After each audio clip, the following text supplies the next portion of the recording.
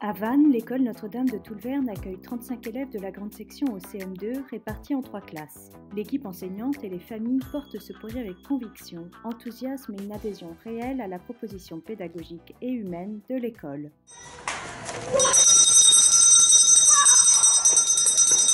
On s'est retrouvés à plusieurs familles avec ce désir de proposer autre chose pour nos enfants, soit parce que nous avions eu une expérience ailleurs, dans une autre région d'école qui nous avait beaucoup plu, soit parce que avec nos aînés, nous avions rencontré des difficultés à l'école, dans le système scolaire, et nous voulions pouvoir former l'intelligence de nos autres enfants de manière très, très structurée, et comme on le souhaitait.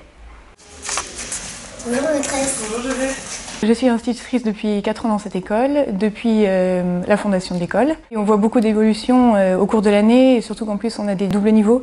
Ça nous permet de voir l'évolution des enfants dans chaque matière, dans leur comportement aussi, dans leur autonomie.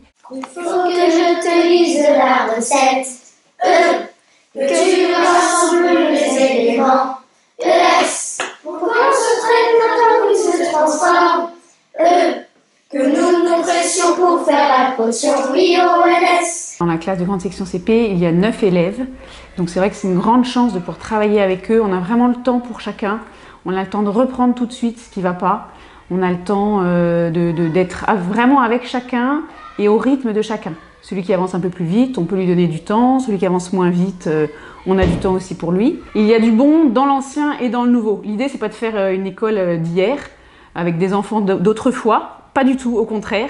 C'est vraiment une école pour former les enfants de demain. Donc on prend ce qu'il y a de meilleur dans les méthodes, qu'elles soient anciennes ou nouvelles. Ce sont des méthodes traditionnelles, des méthodes classiques, mais qui sont enrichies aussi des recherches plus récentes sur le fonctionnement du cerveau. Et donc on fait vraiment fonctionner tous les sens des enfants. Donc je sais que mon enfant, qu'il soit visuel, auditif ou voilà, plus kinesthésique, il trouvera son compte dans la méthode de lecture. Le début de la lecture commence en grande section et prendre les bonnes habitudes tout de suite dans la lecture syllabique est très important. On commence à découvrir les sons petit à petit et à les assembler doucement. Une de nos filles avait besoin d'une attention très personnalisée, avec quelqu'un qui la connaisse très bien, qui puisse lui permettre, en fonction de son niveau, d'avancer et d'être encouragée à son rythme. Ce qui est très important, c'est de ne pas se comparer aux autres, mais de développer sa potentialité en fonction des capacités de l'enfant. Une certaine exigence dans le travail, enfin en tout cas pour un de nos garçons qui était vraiment nécessaire, et on a vu effectivement cette différence, c'est-à-dire qu'il puisse donner le meilleur de lui-même. À partir du moment où on a fait le choix d'une école hors contrat, notamment pour mon fils aîné, il était un petit peu en souffrance là où il était. Non pas que l'école posait problème, l'école avait beaucoup de qualité, mais ses gros effectifs, des cours de récréation bondés, etc. ne lui convenaient pas. On voit un retour des parents heureux dans le développement de leurs enfants, des enfants qui sont contents parce qu'il y a une cohérence entre ce qui est demandé à la maison et à l'école, une exigence qui est en fait tout à fait assumée aussi des enfants, dans l'exigence du travail, mais qui les fait s'épanouir parce qu'ils se rendent compte qu'ils sont valorisés dans chaque effort qu'ils font.